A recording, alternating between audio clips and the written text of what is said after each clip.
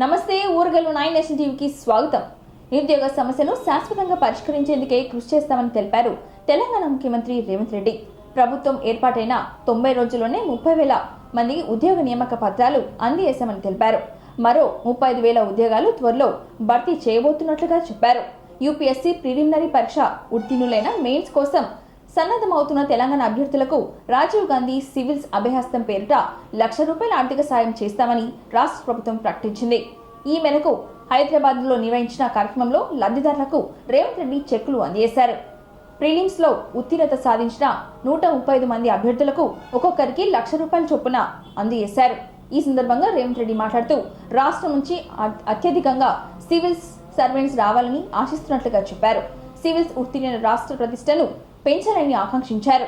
Mains లో ఉత్తీర్ణత సాధించి ఇంటర్వ్యూకి ఎంపికైన వారికి కూడా ₹1,00,000 ఆర్థిక సాయం చేస్తామని ప్రకటించారు.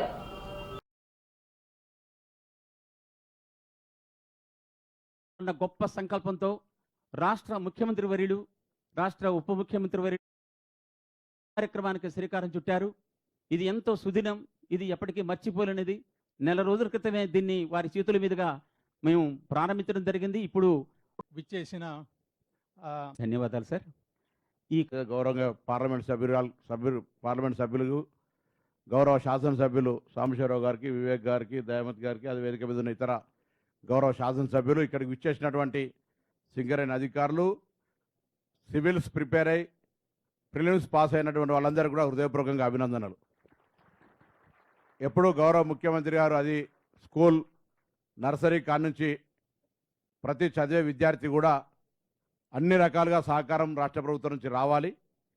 రేపల్లంతా ఈ రాష్ట్ర సంపద, దేశ సంపద అని ఎప్పుడు కూడా అనేక సందర్భాలు అంటూ ఉంటారు. కాబట్టి ఈ రాష్ట్రం నుంచి మీరు ఈరోజు 130 అత్యున్నత స్థానంలో నిలబెట్టాలని కనకయ్య గారికి, రాష్ట్ర ముఖ్యమంత్రి శ్రీ రేవంత్ రెడ్డి గారి నాయకత్వంలో మంత్రిమండలి మొత్తం ఆలోచన చేసి మన రాష్ట్రం నుంచి యూనియన్ పబ్లిక్ సర్వీస్ కమిషన్ పరీక్షలు రాస్తూ అందులో పెద్ద ఎత్తున ఉత్తీర్ణులై ఈ రాష్ట్రానికి, దేశానికి ఉపయోగపడేటట్టుగా మనం కావలసిన ఆర్థిక సహాయాన్ని వారికి అందించగలిగితే సింగరేణి కాలనీస్ నుంచి మేము పెద్ద ఎత్తున ఈ కార్యక్రమాన్ని తీసుకొని పోవాలనే ఆలోచనతో ముఖ్యమంత్రి గారు చర్చించినప్పుడు ఇది విద్యా వ్యాప్తికి ఉపయోగపడటమే కాకుండా మన రాష్ట్రానికి కూడా భవిష్యత్తులో పెద్ద ఎత్తున ఉపయోగపడుతుంది.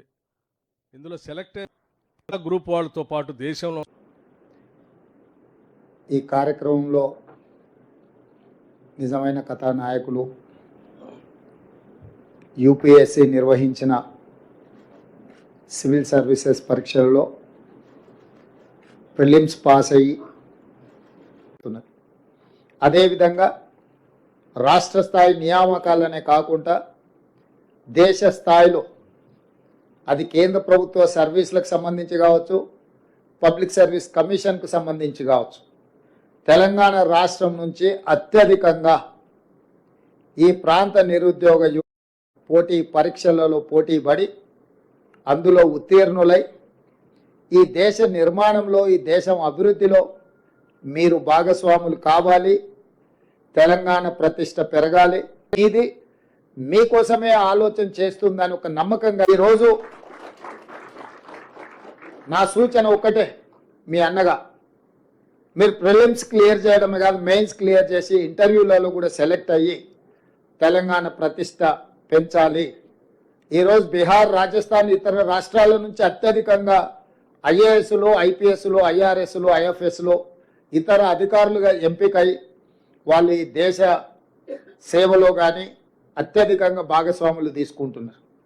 మరి అన్ని రకాలుగా ముందంజలో ఉన్న తెలంగాణ రాష్ట్రం నుంచి వాళ్ళకు వృత్తి మాత్రమే. అందుకే మన స్పోర్ట్స్ యూనివర్సిటీ 100 అసెంబ్లీలలో 100 ఈ రకంగా లబ్ధి పొందినరు.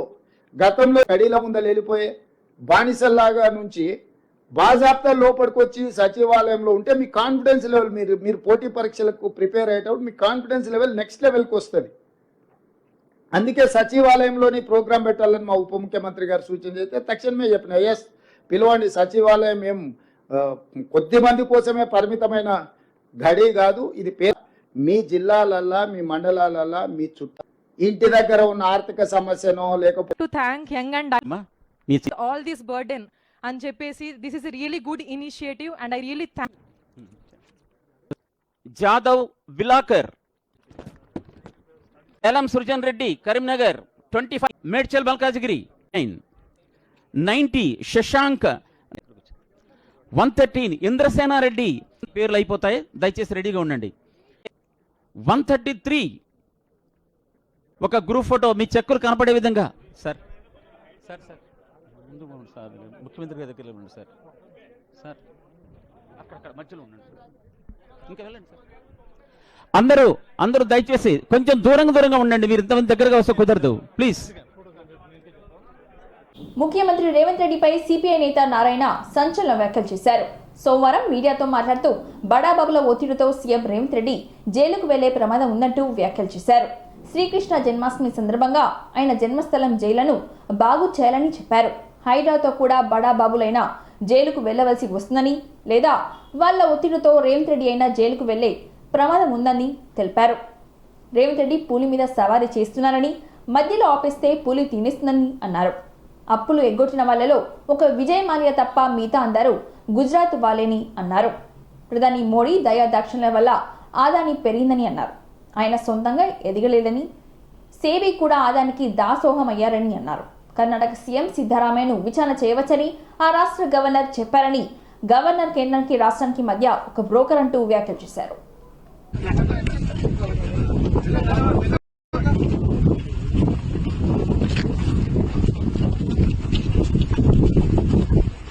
ఇక్కడ చెరువు సైడ్ నిలబడి మాట్లాడుతున్నారు. చెరువు సైడ్ మీరు ఇక్కడ వచ్చింది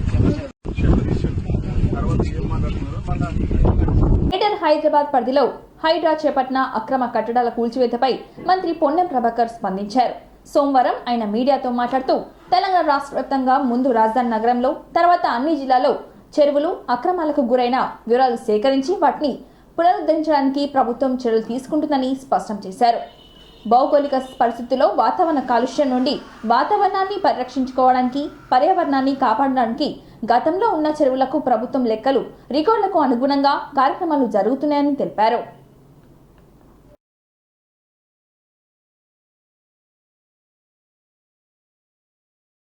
sports authority chairman Shivasena Reddy గారిని కోరుతాం.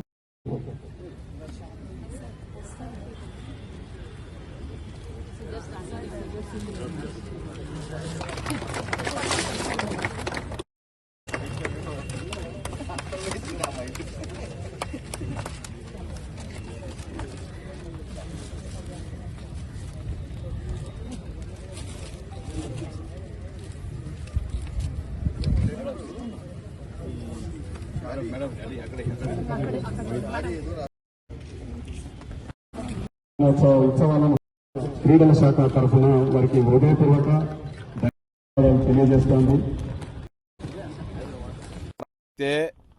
చెరువులు ఆక్రమణకు గురైనాయో వాటిని తిరిగి చెరువులను పునరుద్ధరించడానికి రేపొద్దున ఈ యొక్క భౌగోళిక పరిస్థితుల్లో వాతావరణ కాలుష్యాన్ని నుంచి వాతావరణాన్ని పరిరక్షించుకోవడానికి, పర్యావరణాన్ని పరిరక్షించుకోవడానికి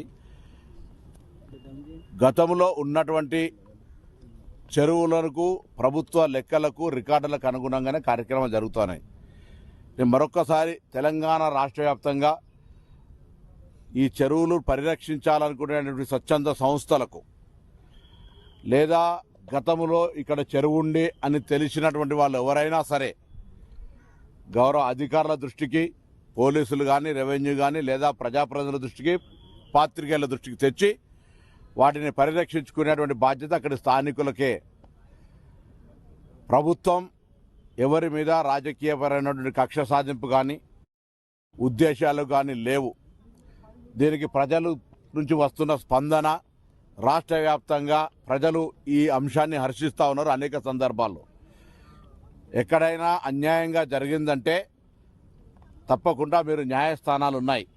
కానీ ఈరోజు జరుగుతున్నటువంటి చెరువుల ఆక్రమణలకు సంబంధించిన అంశం పట్ల ఈ ప్రభుత్వం సీరియస్గా ఉందని, ఇది ఒకప్పుడు హైదరాబాద్ మంచి చెరువుల నగరంగా ఉన్నటువంటి చెరువుల యొక్క లేక్ సిటీగా ఉన్నటువంటి హైదరాబాద్ నగరాన్ని పరిరక్షించుకోవడం, చెరువుల పరిరక్షకులందరూ కూడా ఇంకెక్కడెక్కడైతే ఆక్రమణలు గురైనాయో వాటి ఆధారాలు, వాటి ఆనవాళ్ళు, వాటి చరిత్రకు సంబంధించిన అంతా కూడా తీసుకొచ్చి సంబంధిత అధికారులకు ఇవ్వాలని కోరుతాను. ఇదే విధంగా 33 జిల్లాల్లో కూడా ఎక్కడైనా అది గ్రామం కావచ్చు, పట్టణం కావచ్చు, మండలం కావచ్చు, మున్సిపాలిటీ కావచ్చు, చెరువులకు సంబంధించి లేదా ప్రభుత్వ స్థలాల్లో అక్రమాలు కావచ్చు, ప్రభుత్వ అనుమతులు లేకుండా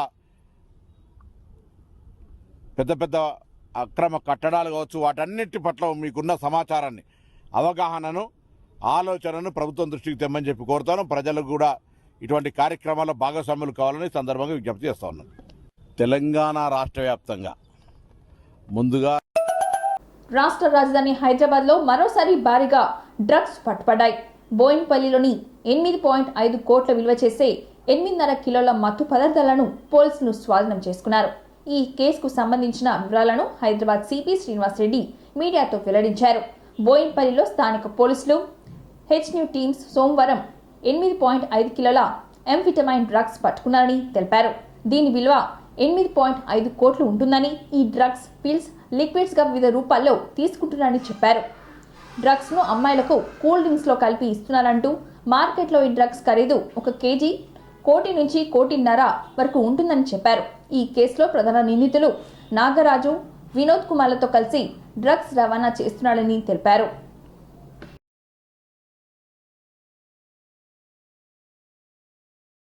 కేసు బై కేసు చూసి దాని ప్రకారం చాలా మంది మీద కన్జ్యూమర్స్ పూర్తిగా వదిలిపెట్టండి.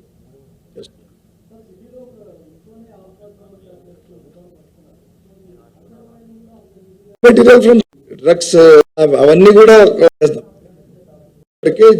అభి అభి అరెస్ట్ కియే కల్ శామ్ కో.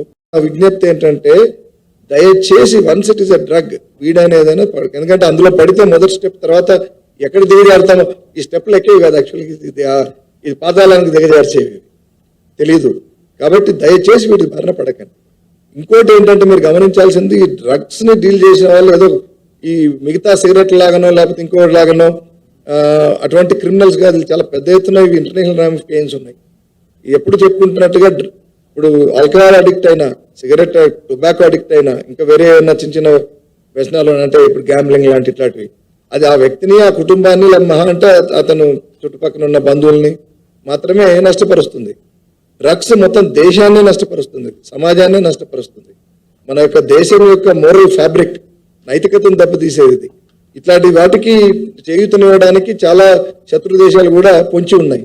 మీకు పంజాబ్ లాంటి రాష్ట్రంలో మీకు తెలుసు, పెద్ద ఎత్తున డబ్బుల కోసం చేయట్లేదు. అది ముందు యువతను చెడగొట్టాలా, చెడగొడితే చెడిపోయిన యువత ఉన్న దేశము ఆల్మోస్ట్ చెడిపోయిన దేశంతో సమానం.